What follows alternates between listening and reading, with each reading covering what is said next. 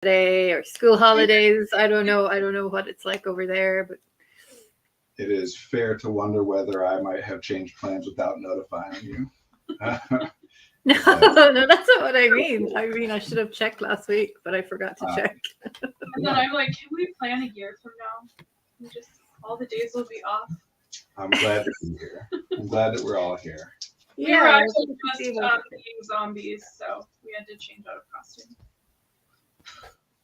I need to hear more about this. It's a sarcastic comment. We were not just being zombies. That's like the way to celebrate Halloween.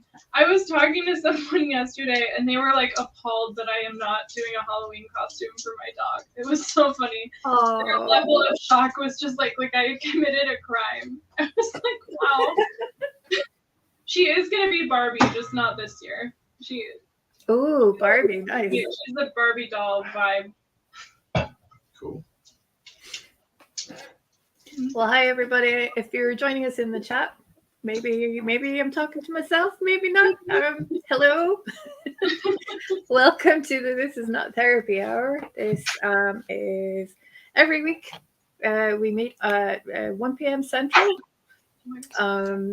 And it's an open session, a chance to have a chat with Brandon and Caitlin from Effective Artistry. My name's Marie. I'm an executive functioning coach, and I work remotely as part of the Effective Artistry team. And Brandon and Caitlin are therapists based in Northbrook, Illinois. So if you're curious about therapy and you're in the state of Illinois, there's a whole team of therapists there who'd be happy to work with you. And if you're interested in coaching, there's myself and another coach, Sarah, and we can work with you wherever you are in the world. And you can find out more about the practice at effectiveartistry.com. So this is not therapy. That's the title of the show. But it's a chance for you to put questions to Brandon and Caitlin about anything to do with neurodiversity or mental health or anything else that's on your mind. What's that? Yeah. Well, I didn't say anything, but I'm playing with a noisy fidget. If that makes, let me know if it's a problem. No, if there's going to be a sound problem at my end, it's probably going to be the people who are setting off fireworks right outside my building tonight. They picked a really unusual spot to do that. Pardon? Is there a holiday or something, or is it just? Yeah, apparently, yeah. There's something coming up. I don't know. So yeah, they started doing it about 10 minutes ago, maybe 15 minutes ago, and it is quite loud. So that might occasionally break through on the audio. So apologies in advance if you hear some loud booms and crackles. So yeah, so we have Halloween tomorrow, and then Guy Fawkes Night on the 5th of November, which is an even bigger deal here than Halloween. So there's going to be fireworks for the next week or more. What does it celebrate, and can you repeat the name of it? Guy Fawkes Night. So Guy Fawkes was really the fall guy, I guess, for what was the gunpowder plot, which was a plot by a group of Catholic revolutionaries, I think, to bomb the Houses of Parliament. Whoa. Kill the king. Gunpowder. That's why it's called. Yeah. So every year since whenever the heck that happened, I don't know. There's a big fireworks display on the 5th of November, and they usually burn an effigy of the guy, as it's now called. Yeah. Oh my gosh. Yeah. That was more, no offense, but barbaric than I expected. Right. I was hoping it was like a post-Halloween moon ritual with a bunch of witches or something. That's what I was hoping for. What did you want to say, Brendan? There was a famous graphic novel that was then made into a movie called V for Vendetta that uses Guy Fawkes imagery a lot. And so I would bet a lot of money that you have seen Guy Fawkes masks, because ever since then, people will wear Guy Fawkes masks when they're doing like Anonymous, the hacker collective called Anonymous will often wear a Guy Fawkes mask when they're doing things. Oh, those masks. So I kind of butchered the history of that because it's English history with which I'm not very familiar. But okay, so I looked it up on Wikipedia. So it's from 1605. That was the failed gunpowder plot, and they tried to blow up the House of Lords to assassinate King James the First of England. So yeah, Wow. but it's still a big thing here. There will be a huge fireworks display in town on the 5th of November. So from tonight until whenever the fireworks run out, first or second week in November, there's going to be banging and building and flashy lights every night. It's loads of fun. My cat is terrified. There's a little like, what you wouldn't call it. It's like a little rhyme, a little like mnemonic poem about it. Yeah. But I don't actually remember the whole thing. Remember the 5th of November. That's the only bit I remember of it. remember the 5th of November, the gunpowder treason and plot. Something. I can think of no reason the gunpowder treason should ever, or the 5th of November should ever be forgotten or something like that. Yeah. It's like, remember the Alamo. Anyway. Oh. Don't forget what those people did to us, kind of thing. Yeah, which is always helpful for global peace. That's not like actually what it's celebrated for these days, though, right? Like, no, it's just an excuse for a get together. It's a family kind of a event, I guess. You know, there'll be where I am. There's going to be a big fireworks display, usually anyway, on the beach, and loads of people gather just to watch. Oh, the beach sounds fun. Yeah, and they called it going guysing. That's a Scottish way of putting it, I guess. Going guys, are you going guysing? As in, I butchered the Scottish accent there too. well, like, oh, guys, okay. So yeah, like Halloween's not a big deal over here. I know it's a pretty big celebration in the US now, and it is a big deal in Ireland. But I think we seem to have re-imported some of the American traditions that have developed out of the Irish tradition. So it's sort of a back and forth. Hollywood will do that. Plenty of like Halloween stuff in movies that's get adopted. The history of Halloween is actually very interesting. Well, not that I know all of it, but the parts of it that I do know. Was part of it Day of the Dead? No, although similar like root things going on. Yeah, I think the church co-opted it. So into All Saints and All Souls Day. But it wasn't traditionally a pagan festival way back when. Yes, November 1st is the in places other than England, Guy Fawkes Day is sometimes celebrated as an anti-Catholic day. So some people still do it that way. Interesting. Thank you for reading my comic because I can't read it. That is interesting. Yeah. So November 1st was a particular special day, and I don't remember the specifics of it, but so the night before, that's why it was All Hallows Eve or whatever, was considered to be a time that like the veil between the realms is thinner, which that is in common with Day of the Dead kind of stuff. Yeah. But yeah, a lot of stuff happened that turned it into modern American Halloween, and a lot of that stuff happened in America in like the 20th century. You know, trick-or-treating and stuff is an American deal. Anyway, but yeah, a lot of like carving pumpkins descends from an old Irish custom of carving beets or turnips, something like that. A turnip, yeah, or well, probably a Swede, really. That term is used interchangeably. And I wasn't sure where that jack-o'-lantern tradition came from first, but I think it's supposed to be to ward off evil spirits. You carved it out and you lit a candle in it, and it was supposed to keep the ghosts away. And that became a pumpkin because it was easier to get pumpkins, and they're easier to carve in the US. And now we carve pumpkins over here. So there's also all that overlap with old Irish, you know, like the Fae and the Fairy, the Seelie and Unseelie courts, and like the between the realms, and which I find fascinating. mm-hmm. And I can even connect that back to neurodivergence if we need a transition. I was just gonna please do. Yes. Go ahead. Oh, I was gonna start with saying at effective artistry we're always in between two worlds and there's a veil. And then I was gonna say something like hypersensitivity to, I don't know. You do it, Brandon. Well, I thought there's a particular concept that I've shared with you before. Weird? That like changeling. Change. That's from Irish folklore. A changeling was like that sometimes the fairy would swap out a human baby with one of theirs, Mm-hmm. They'd grow up and they'd be a little bit off, a little bit different.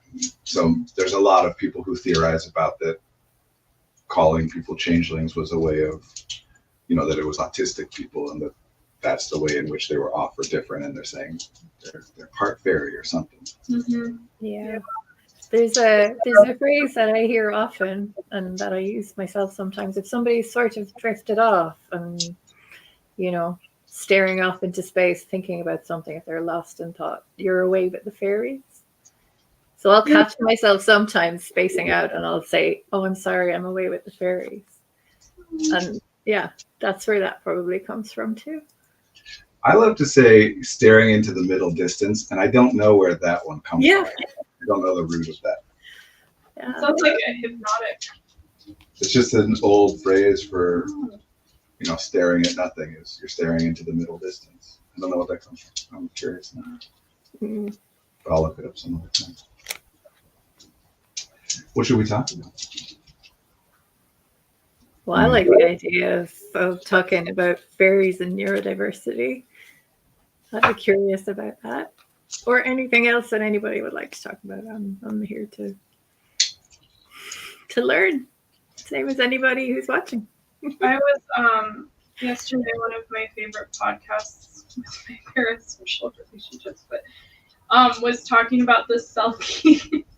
Oh yeah. Yeah. And I was like, I get that so much. So they were talking about the myth of the selkie, and the idea, the specific story they were telling is that a seal comes to the shore, sheds its seal skin, is then like a woman, and then a man marries her. They have 7 children. She's a great mom.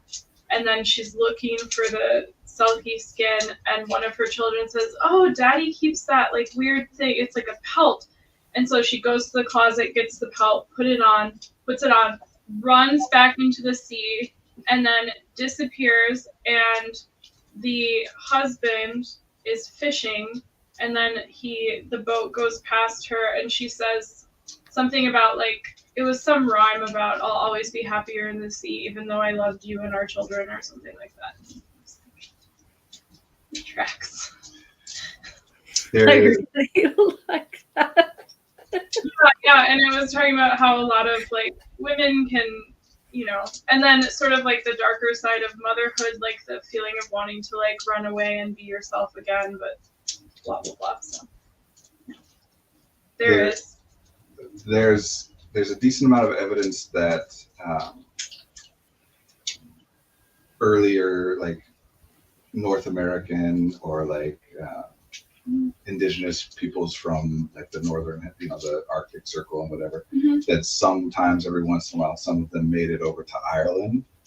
And so there's some theory that the story of the selkie is like in part passed down, like oral legend about some people in a boat, like wearing seal pelts and with different cultures and traditions and whatever, speaking a different language, showed up here.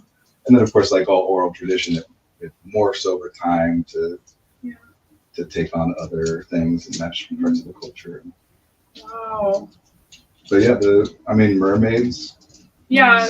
Thing in our culture that's not where the stories of mermaids originated, but the idea of what's the movie Splash with Tom Hanks, that like a man meeting a mermaid who becomes the Little Mermaid. I thought part of it was the sirens in the Greek myth. I thought that was part of the origin of mermaid, like singing to the sailors, and then don't they like die or something? Yeah, older mermaids were killing people. Yeah, but a lot of those things just come from like sailors. You're out at sea and you see weird stuff and everything is dangerous, and all the stories should probably carry the message of no matter what you think you see down there, don't go to it.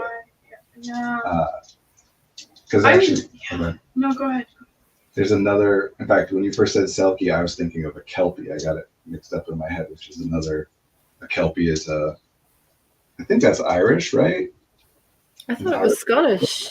Maybe it's Actually, Scottish. there's a lot of overlap. I'm going to look it up again. Creature that lives underwater and whatever, but it can appear as a horse, come out of the water and appear as a horse, and then people ride it, and then it changes and it like gets them stuck in it and goes under the water and they drown. Whoa. So it's Irish and Scottish folklore. There's a huge sculpture of two Kelpies in Falkirk in Scotland. It's really beautiful. But yeah, a shape-shifting spirit inhabiting lochs in Irish and Scottish folklore. Yeah. I wish I knew a little bit more about all of this. We could have like a whole ghost stories episode today. I mean, honestly, there are some connections to neurodiversity specifically, but also just generally to things that I think are interesting and useful to discuss, talking about language, oral traditions, and storytelling, and whatever. But I also would say I don't think it's a coincidence. I guess this is anecdotal, what I'm saying. It's not like something I'm aware of research, but anecdotally, it certainly seems like there is a strong origin people and interest in what we would call genre fiction, like sci-fi, fantasy, mythology, like very common thing for autistic children to really be into old mythology. Like I was just thinking last night. Oh, I'm sorry. No, go ahead. When I was a kid, my parents took me to something called drama camp, and we reenacted Greek myths. And I was like, I don't remember any of it, but it tracks so much. And it was like, that's such a beautiful thing. And I thought of that after the Selkie thing. That's interesting. Yeah. It is. I find all that stuff very interesting for my own reasons, but there is certainly some, again, anecdotal, but correlation between being neurodivergent and really being very into fandom of any kind, really. Like the way that special interests work and whatever, but especially sci-fi and fantasy and horror as well. Yeah. Horror, genre fiction. Do you have any theories as to why that is? I have theories on theories about everything. Russian doll theories. So some of it is, I think some of it is definitely like the way that people used to talk about marijuana as being a gateway drug. That some of it is just about what you're exposed to once you start working in certain social circles, right? That like you connect with people on a certain thing, and those kinds of people tend to like a thing. You tend to get into the things that the people around you like, for sure. So would that be like nerd video games, weird D&D, fantasy novels, dressing up, Comic-Con? I feel like that's big sure. thing. All these things relate to one another, but like one in particular, is gaming. If there are reasons that at least we could easily theorize about why neurodivergent people, particularly those who are very interested in learning rules and parameters and how to operate with whatever, would be interested in games, a very structured social interaction and whatever. And then, if you like playing Magic the Gathering, which I do, then sooner or later you're likely going to end up at the local game store, and the other people there are going to likely enjoy other things. And, anime certainly is in this realm of thing as well. Yeah. So I mean, as far as like what thing you might start with and whatever, some of it is just exposure to what your friends and peers enjoy. When it comes to fiction and fandom, I think part of it is about, so when I'm talking with people that are struggling to fall asleep at night because of like their mind racing, as we did a few weeks ago, I'll often recommend doing something which takes up all of your awareness, but isn't actually urgent or important, right? There's a reason that we like to read books commonly at night. And genre fiction, as opposed to what's called literary fiction or lit fic, the kind of stuff that tends to be more like Oprah book clubs type type things, things that are set in our world today. Genre fiction is set in an entirely different world. Even if it's on Earth, there are different rules. Yeah. And so you can't really, you can think about that as much as you want, and you can't really fully conceptualize an entire other world.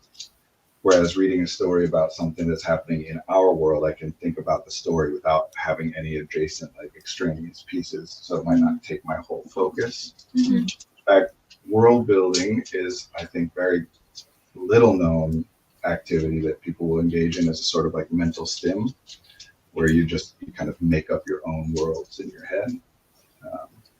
There's also a related thing called conlanging, constructed language. Yeah, as a verb, make up languages, like what J.R.R. Tolkien did for The Lord of the Rings. But you go on Reddit and look up conlanging and world building, and you'll see people that there's no intention to ever do anything with these things. It's just a thing that they do as a hobby.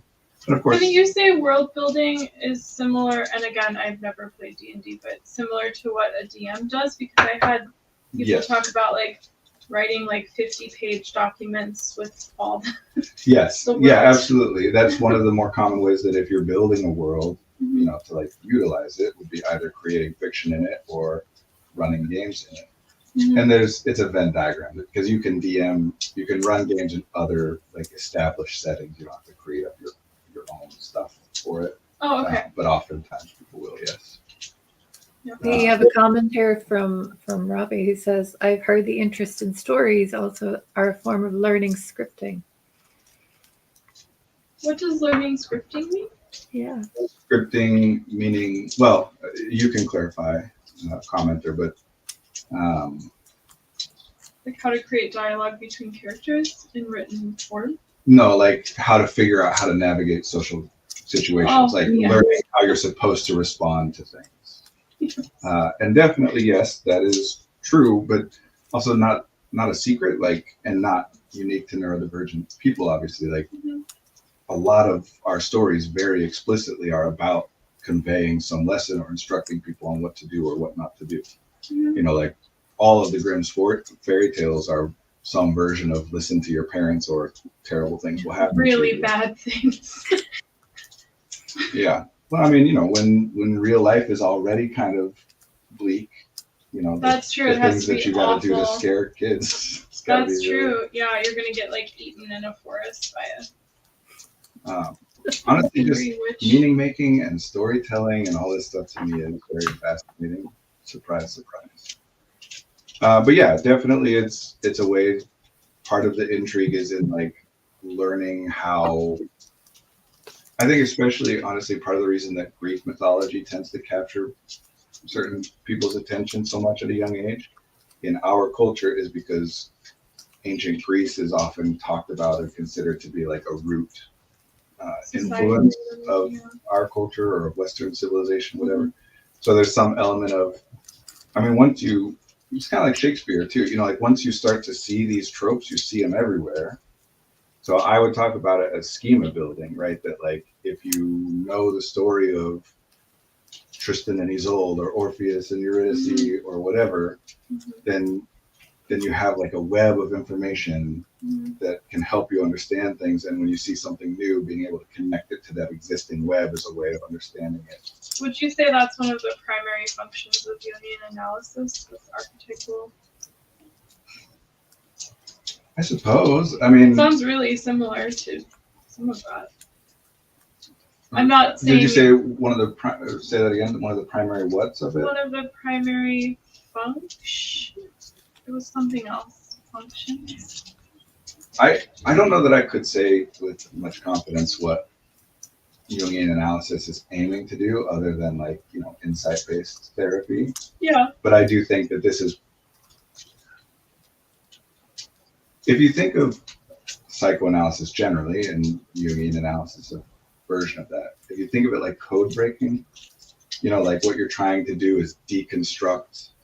Okay, like when you're reading The Scarlet Letter in high school and they teach you that, okay, this symbolizes that and this is a metaphor for that, that a lot of psychoanalysis is very similar, sometimes explicitly, where they say, oh, this thing represents this other thing. You know, in your dream, Losing your this teeth thing in a represents, dream or whatever. right. Yeah. That it's kind of trying to like decode and figure out what's the real message behind the overt. That's what like Freud's use of overt versus covert. What's the secret hidden meaning and whatever. And any version of code breaking is built, on a series of like symbols. You know, we have a cultural, like the dream about your teeth falling out symbolizes a feeling of being out of control, like a loss of control in your own life, right? What, you know, like how would we, what's the evidence to suggest that? What even theoretical evidence could there be to suggest it? But, you know, it's an idea that's been put out there and maybe it correlates to things enough for people that it continues to get spread and whatever. It's just a new piece of thing making, you know? If you see a snake in your dream, it can represent coming up on a difficult decision or a time of uncertainty. And different cultures will have different symbols. Yeah. Actually, this is like something I saw online. It's not like I think it draws on actual research, but I don't know. It might just be a poll. But it was talking about the most common nightmares, like anxiety dreams in different regions. Wow. And that in America, as most Americans probably would understand, if I say what's the most common stress dream or anxiety dream, it's always around school. That's unique to America. We think of that as like just a human thing, but of course it's not. People's experiences of whatever are different. So I always think that's fascinating when people are talking about education, that like nobody thinks it's worth exploring, that like even decades after you're out of school, you still have stressful dreams about school. Anyway.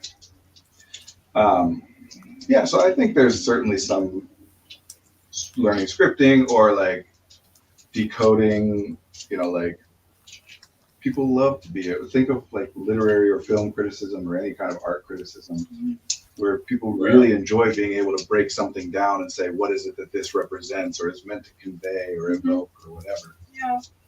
And if you look at fandom, that's happening all over the place. Like a large part of fandom is about connecting it to other stories and making predictions about what might happen. When Harry Potter was coming out and like when it was still being released, the amount of time and energy that people would spend theorizing about, oh, this symbolic thing means that this person's the next person to die. And it's very enjoyable. It's a way to like try and predict the future based off of connections between, yada yada. No, I love this thing. But a lot of it is just language games. Same with like logic puzzles and riddles and paradoxes and whatever. It's just language games. And those are intriguing. Hi, Baston Slider. Baston Slider says it's been interesting playing Baldur's Gate 3 with a friend because she likes the exact opposite characters that I like, except Karlach, obviously. So you know about Karlach. I do. We talked about Karlach and Karlach's.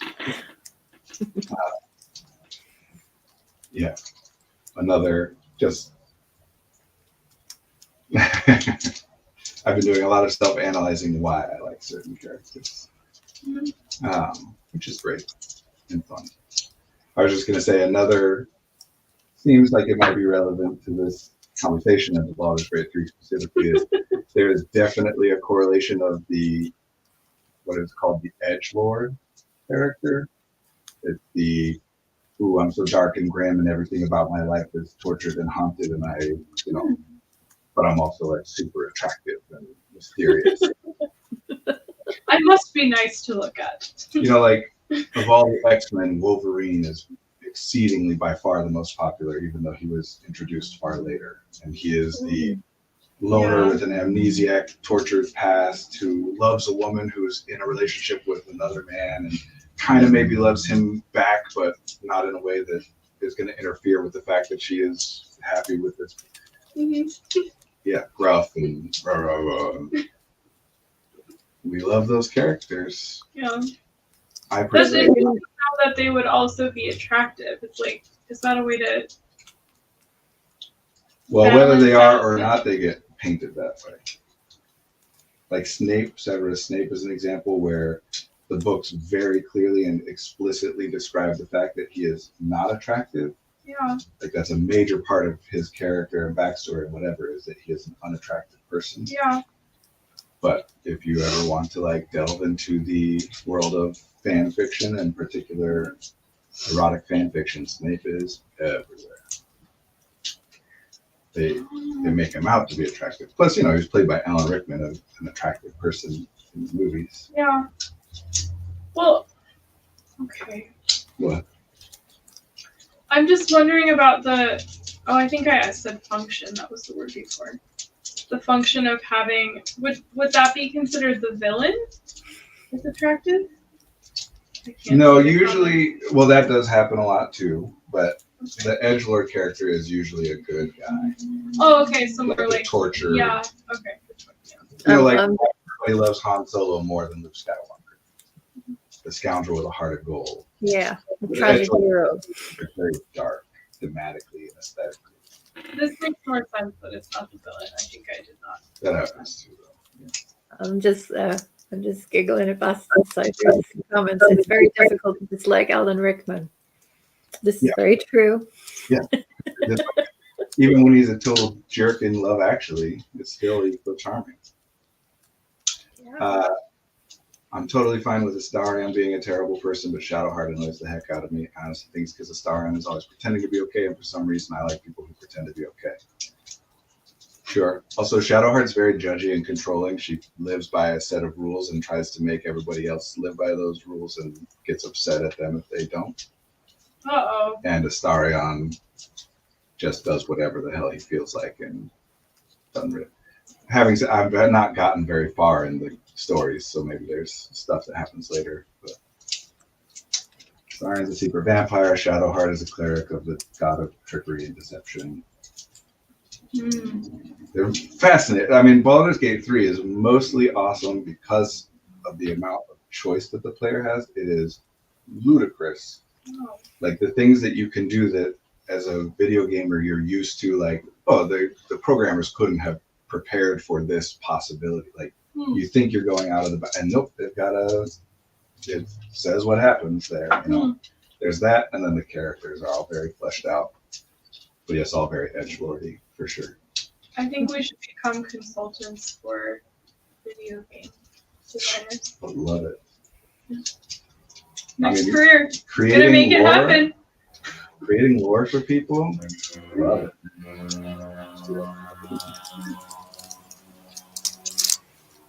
Your friends don't think of Shadowheart as judgmental and controlling, but she's so judgmental and controlling. She's telling what to do all the time. Okay. All right, I'm done with the exclusive. No, it's entertaining, and you're doing enough, like explaining.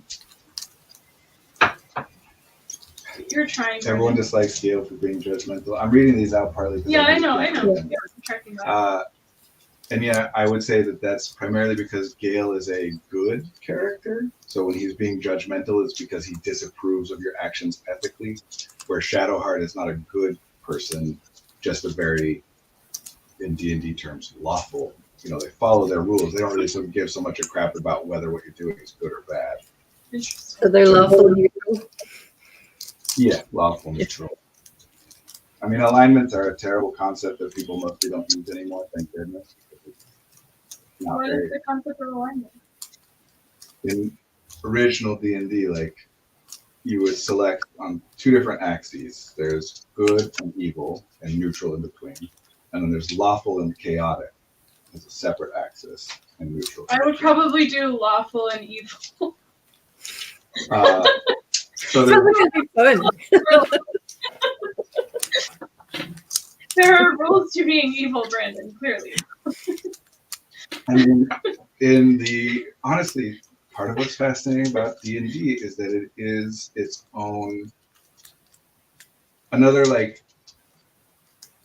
fictional, whatever, you know, the Dresden Files novels is a similar thing where they take real world mythology or stories and kind of magically like mesh it all together in a way that treats it all as real. You know, like D&D is almost always in polytheistic, you know, there are many different gods of different things, but there's also hell, and it has 9 layers, and they match the 9 layers of Dante's Inferno. Mm-hmm. So, and hell is monotheism, right? Primarily. Well, hell specifically is Christianity, but there are versions of that concept of a place where bad people go after they die in a lot of different including things, sure. polytheistic religions. I feel like it's probably less common, but maybe exists somewhere. The specific, I'm not aware of any, although I'm sure there are plenty that still follow the, like, if you're good, you go here, and if you're bad, you go here. Mm-hmm. But I'm sure, certainly including Greek mythology, aware of a lot where there are different places to end up based on your actions and role in life. And it's probably more than 2 places, but some would be considered better than others. Yeah, I mean, that's the thing, is I don't know if those things necessarily have the same good, bad value. Yeah. So like the fields of Elysium versus Hades, you know, mm-hmm. or like Valhalla, you know, where you go if you die in battle. But it's not. I mean, I think it's probably defensible to say that they all represent like values of the culture mm-hmm. that was talking about at the time. Mm-hmm. Yeah. The same way that people talk about Theseus as being the like paragon of Athenian virtue, mm-hmm. where Hercules is the Spartan version of that, you know. And I know that doesn't make sense, and I'm just saying stuff, but yes, devils are lawful evil, demons are chaotic evil. Robbie says Tartarus in Greek mythology. Oh, I feel that is such a great compliment. Thank you. I'm so glad I make a great devil. I feel so seen by that comment. Yeah, devils in D&D are evil for sure, but they follow the rules. You sign a contract with them. When you like sell your soul to them, they have a contract. That's so funny. Detailed and Tartarus in Greek mythology. Yeah, there's another afterlife. Greek and Egyptian both have an afterlife. Is this we're gonna throw out my idea for the Ask D&D and Me with the Oracle, and you said the next time someone's pitching a business idea, I'm gonna tell them about it. I don't remember this. Oh, I was so honored. Yeah. Maybe we shouldn't say Well, that was a prompt for you to say it if you wanted to. Yeah, but now I'm like, maybe if it's so good, we shouldn't share it on the internet. Yeah, let's keep it to ourselves. We'll definitely. I actually have wanted to. That's fine. Okay. No, explorations of the afterlife are interesting. To me, the central premise of that is, in philosophy, what they refer to as dualism, the sense that we are at least 2 different things, that there's my body and something else, my conscious mind, spirit, soul, whatever, which I think is an inherent, like, if you are a human, you know that you're conscious, you are observing things, right? And you also know that your body does a bunch of stuff that you don't observe, mm-hmm. including but not limited to, you know, sleeping or whatever. You know, like mm-hmm. there's times where your body physically exists even though your consciousness is kind of doing something else or not there or whatever. So there's an inherent understanding of the fact that I can observe things, but not everything that my body does. Mm-hmm. And so a very natural exploration is, well, what would it be to have a body but not the other, the conscious or soul or spirit part, which that shows up in stories all over the place. Mm-hmm. And what would it be to have the conscious soul, spirit, whatever thing without the body? Mm-hmm. And that second one is the afterlife. You know, that if the body dies, does this go with it? Mm-hmm. Or does this continue in some kind of a way? It's a natural thing to wonder.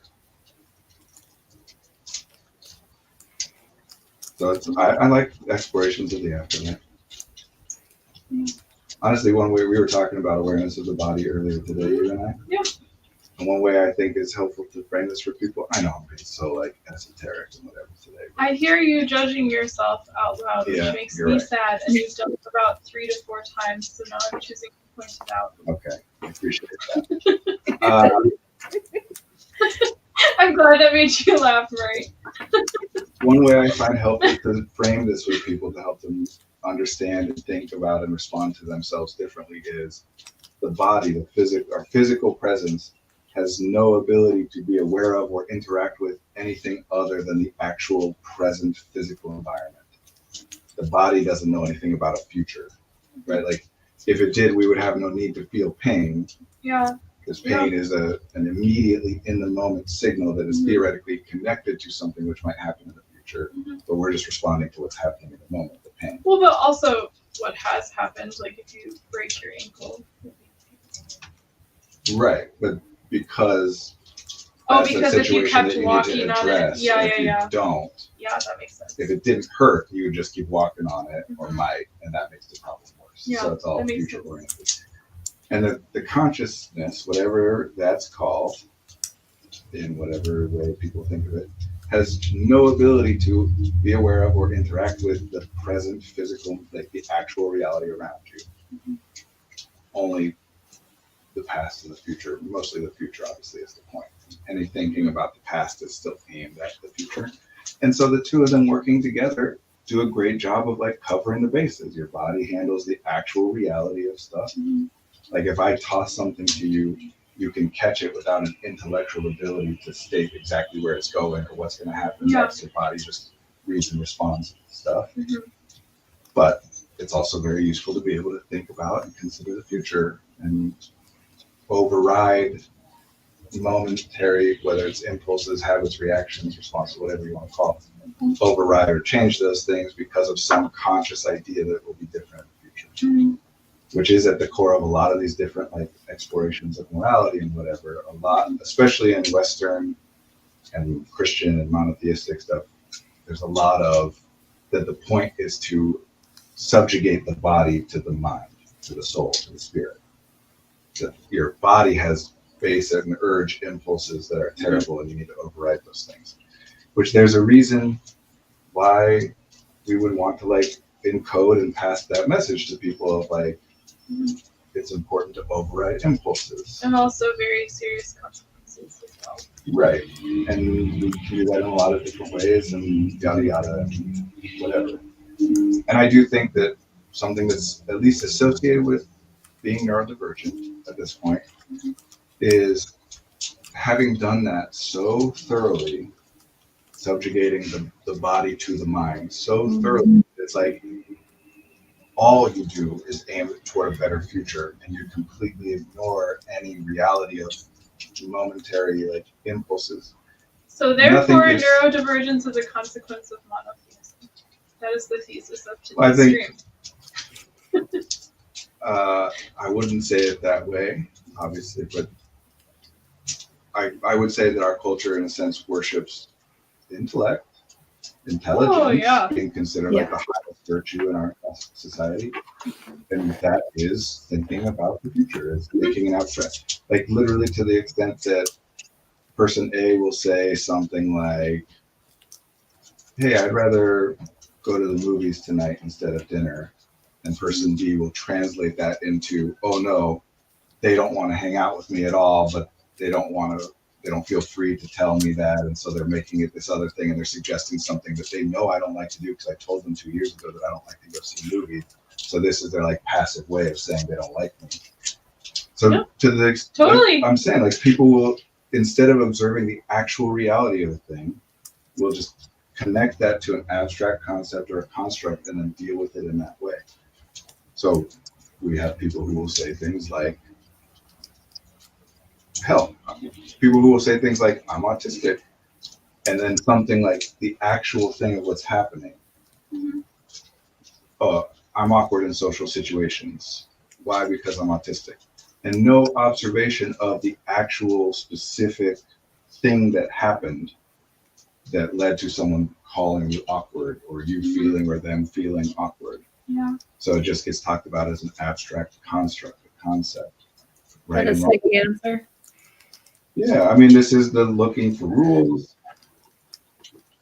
We haven't, honestly, I do think of not only what we work with people on, but what I've been doing a lot in my own life and you've been doing a lot in yours is you start out as this unthinking, purely impulsive and responsive baby. And then you learn things and you control and override things and blah, blah, blah.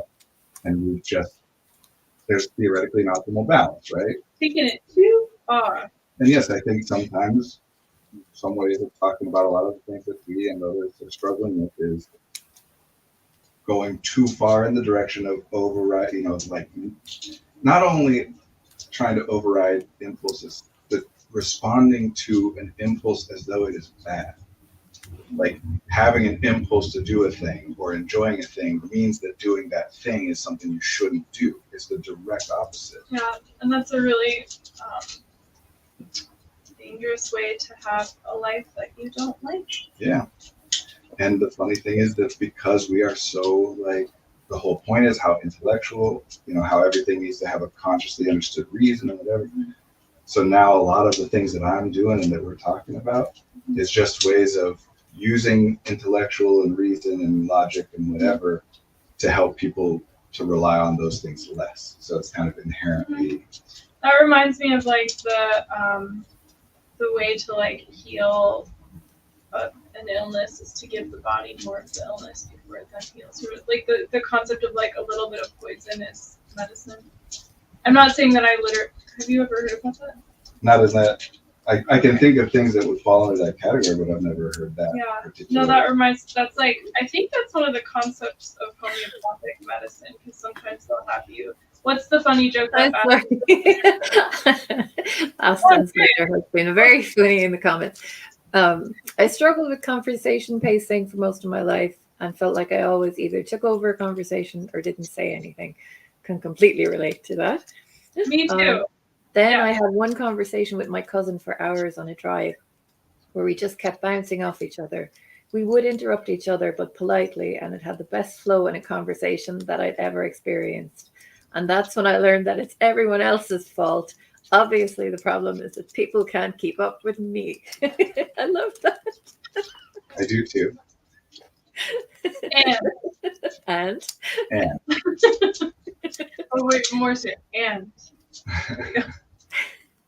I mean, obviously, a lot of it is joking, including I learned that it's everyone else's fault is to some extent a joke, but to some extent not. And that is something that neurodivergent people in particular will come to, of like feeling better about something because I realize it's not that I'm doing something wrong, it's that the other person is doing something wrong. And of course, the further step of like neither I nor they are doing anything wrong, and yet still what happens. Like people can dislike things that you do or say without them being wrong or you being wrong, kind of thing. But things like interruptions, for example, why do we have to teach people not to interrupt? Because we all do it naturally, because it is actually the most efficient form of communication. The problem with interruption is that it means that either if I'm actually responding to what you're saying or building off it or whatever, I'm making a prediction about where you're going and jumping in before needing you to actually like go there. So sometimes I get that wrong, but sometimes I get that right. Or if it's not about a prediction of where you're going, it is a statement of, I don't know where you might be going with this, but what I'm saying right now is more important to me than wherever you might be going, which isn't inherently a bad thing, but does sometimes make people feel like, oh, so you don't care what I'm saying next. But it is more efficient, literally, like, less time and less energy to say, I'm going to respond to the thing that I just had a response to, instead of holding that in my mind and letting you say a bunch of other stuff that I'm not listening to because I'm holding in mind what I wanted to say anyway. And just like anything else, should you interrupt people? No. Should you avoid interrupting people? No. It's not. There's not a rule or a should or shouldn't. Just sometimes it works great, sometimes it doesn't. I think that's kind of important. Not just about interruption, but just generally as like there's nothing like fault is an abstract concept, not an actual, even interruption, even though we're describing a thing which happened, an observable experience, the concept of interruption is itself an abstract concept. Because you and I could observe the same thing, and I could say that was an interruption. You could say it was not an interruption. And we could debate that. I got told off. There's another comment. I got told off a lot as a kid for interrupting, so I got very conscious of it. But with this conversation, we both just had a lot to say. And if we wanted to get anything in edgewise, you had to interrupt. But each time we would acknowledge what the other was saying and make sure to get back to their point. It was beautiful and glorious. I love those conversations.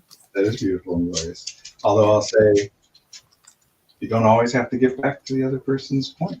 Again, it depends on the context, what you're doing, what you're discussing, who you're with. When we're brainstorming, we don't always have to get back to a point someone made. Like if what you're doing just prompts an idea in me and then we go off on a different direction, cool. But yeah, a lot of it does have to do with another abstract concept of respect and disrespect. And that it's disrespectful to interrupt me. Same as it's disrespectful to not remember what I said, for example. Right? That like, then I would be the most disrespectful person on earth. well, that's the thing that people with ADHD especially Yeah. learn is, oh no, if I didn't focus on what that person's saying, it means I'm disrespecting them. And so you put a lot of effort into hiding the fact that you tuned out or paid attention to something else or missed it. And I guess that's only my self-perception because I have people tell me pretty often I have like a great memory and they're so confused. So Boston Cider says, and I think this is a good point, I think it helps to at least acknowledge that you lost their point and show that what they're saying is important to you. Be helpful, yeah. Yeah, I've had people be relieved when I do that. They're like, oh my gosh, someone's listening to me enough that they're admitting that they got lost. Oh, sure, yeah. That's what we were just talking about, the like losing track. I think they're, correct me if I'm wrong, but I think they're referring to how they said that they would acknowledge and get back to the other person's point. I was saying, oh, yes. But yeah, it can help, certainly, especially with the feeling disrespected, or frankly, our group of people, like the kinds of people that are mostly talking on this stream and using language that we use and whatever, use unheard the same way most people use disrespected. I'm feeling unheard and I'm feeling disrespected more or less is used in the same situations and means the same thing. Yeah. Just different connotations and whatever. But yeah, if someone is feeling unheard, acknowledging their point and whatever, will help them to feel less unheard, feel more heard. But I do get into this sometimes with people where, because you know that I do a specific thing of incentivizing people to pay attention to and state back, like not just saying I understand, but saying here's what I understand you to be saying. Because if I just say understand, you either have to think that I do understand and we move on, or you have to say, are you sure you understand, and check with me, whatever. And that's kind of a high bar. But it often does lead to, I think I understand, but we're really understanding two different things. Yeah. So I do get people specific like that. And then sometimes people will say, well, I don't want to always just repeat back to the other person exactly what they said, which of course not. Like that is not efficient communication. That's, it's like riding a bike with training wheels. It's what you do to like shift into that when you need to be specific and deliberate. But there are many ways to respond to a person that indicate that you heard them without saying back to them what they said. If you say to me, can you pass the salt, and I hand you the salt, I'm behaving in a way that I would not have behaved had I not heard you. Yeah. So I don't need to verbally, and I know that's a very, over the top example of this particular thing. But yeah, like if somebody is saying, if someone's like, it just feels like you don't care about me, I don't have to say back like, you're saying it feels like I don't care about you before I respond. If I respond by saying, I do care about you, obviously that's a response to what you just said. And this is how conversation normally happens. It's just when we know that we're missing things or misinterpreting things, and especially when we know it's happening in a pattern in an impactful way, then yeah, it's good to back up and be very slow and cautious and deliberate. Yeah. But if you say it feels like I don't love you or I don't care about you, and then I say, what do you think about the Bears? Then yes, I can understand why you would think that I don't care about you and I didn't hear or understand your point. Even if in my head, I'm about to use the Bears as a metaphor to explain to you why I do care about you. Like even if it is actually a response, you might not see it that way.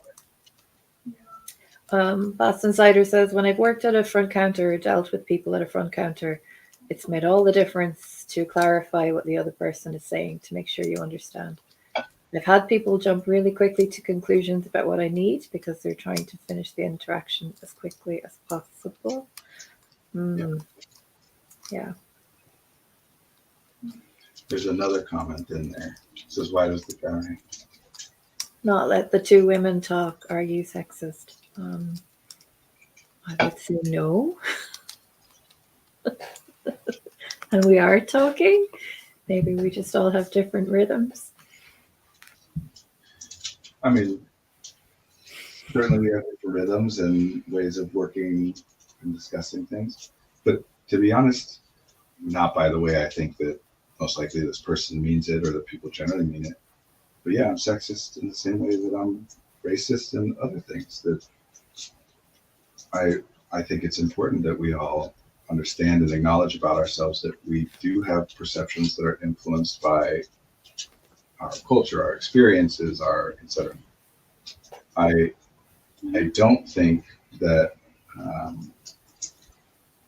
women are less valuable than men, certainly.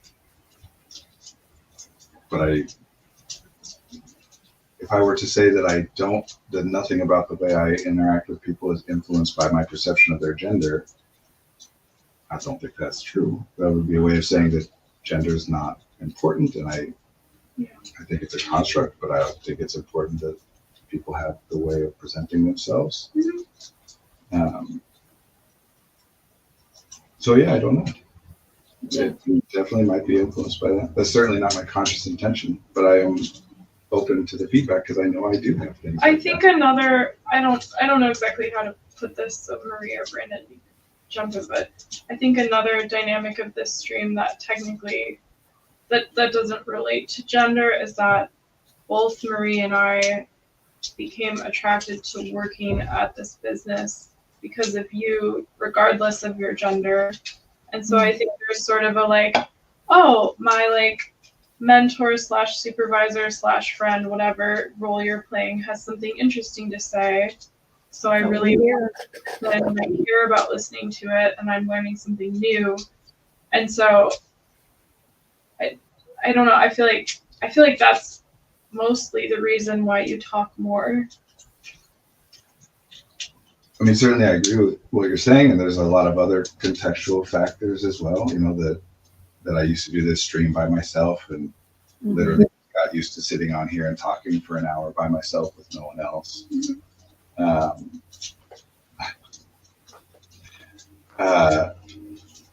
There's another comment, and yes, You don't have to read everyone. I trust you. Well, they're asking about what conditioner and shampoo that I use. No, I do. I think. I really think we should do corporate sponsorships. $20 off of Brandon saying, "Oh, I'm actually using Tresemme."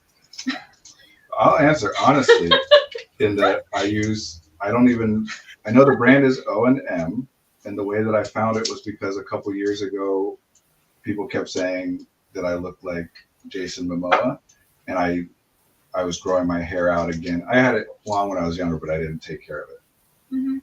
And after the pandemic began, I started growing it out again and was trying to like learn how to take care of it. And so I literally Googled, like looked up what does Jason Momoa's like hairstylist do and say. Yeah. And it was a product that the hairstylist recommended. So I got it. Wow. Sometimes things are really that easy. Well, I think that's a very or low cost. Very Here's a great comment from Past Insider. Patrick Rothfuss gets constant questions about his beard, and his response is usually, "A beard is the only thing you achieve by being lazy."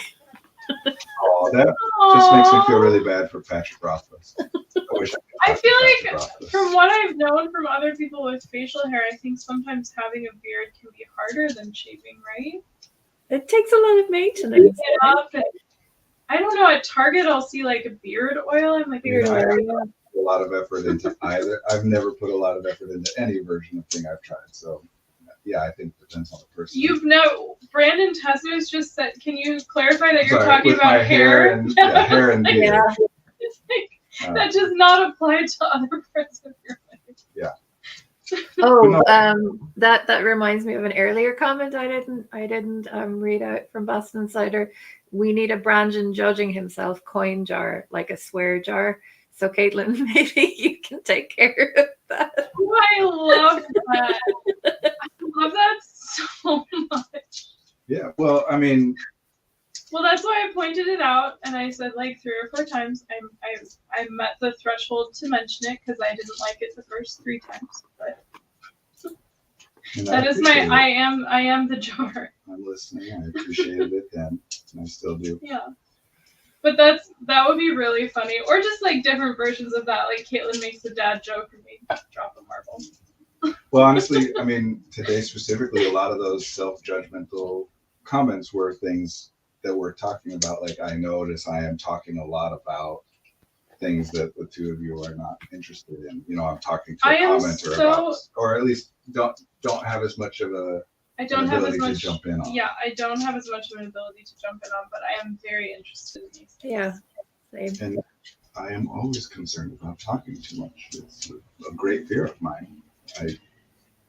What would you mean by talking too much? Talking more than other people want me to. Well, then you just have to trust that other people will tell you. I do. I interrupt people regularly, so if I get to the point where I think you're talking too much, I'm probably going to interrupt because I'm going to want to say something. So I don't think you should feel bad or worry about it. Well, I don't worry about it with the two of you. I do trust you to interrupt or tell me or whatever. Yeah. I am also aware that different people are going to view it and have different thoughts and opinions about it. And that some people will still think that I'm domineering or mansplaining or various different things. And yeah, I hate the idea that I'm going to give that impression. I know that I am, and the only way not to ever give that impression is to just not talk. So I do the streams anyway, and I talk anyway. But that's why I think it's important to like be aware of the fact that I know I have all kinds of flaws and limitations, so I don't get angry in response. Oh, it's 2:08. So I don't get angry in response to a suggestion. A suggestion or a question. You know, that if somebody's suggesting that something I'm doing may be sexist, either in origin or in the way in which it's perceived, I want to be open to that and explore that. Yeah, but I think sometimes because people are commenting, it's hard to tell if something's sarcasm or just like playful. Oh, true. Versus like, this is my deep dive social analysis of the current thing I'm doing. Absolutely. And you know, the three of us talked about this a couple weeks ago off stream because I am aware enough of various contextual things to be able to make an assessment of whether I think someone is just trolling and whatever, which I think is quite likely in this case, especially since the follow-up question was about my shampoo and conditioner and, you know, talking about not trusting people with man buns. Not to mention the name of the commenter, but I do kind of have a personal guideline for myself to respond sincerely to anything and everything. Because even if somebody is trolling, I don't know.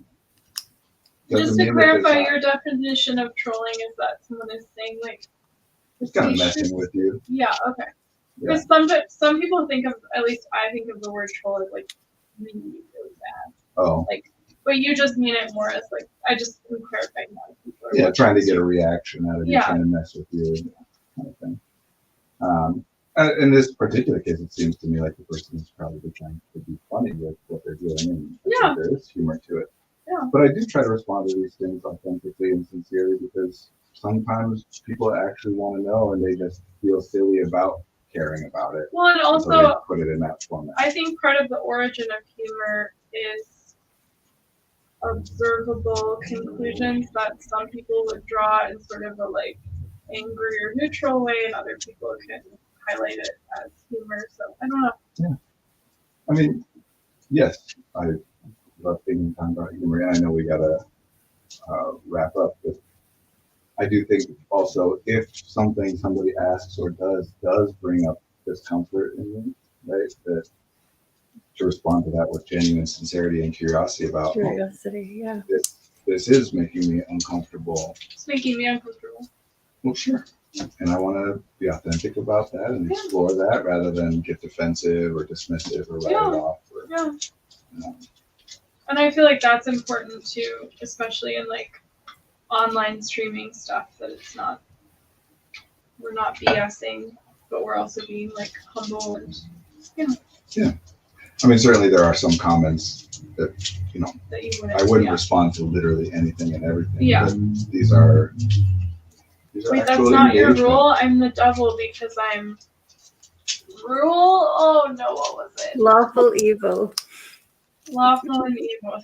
There we go. And on that beautiful note, Yes, we do. happy Halloween and Halloween. blah, blah, blah, Never Remember Words Day. Thank you for being with us in the chat. Boston Cider says, I need an emoji for when Brandon says, assume people are sincere until you are given more information. And I feel also like when you drop your fidget. like this or something. I'm sincere, like, give me a hug. Yeah. Hug emoji. Or, But it's always more Assume. assume they are. Yes, assume. Yeah. Well, this was All right, lovely. thanks for being here.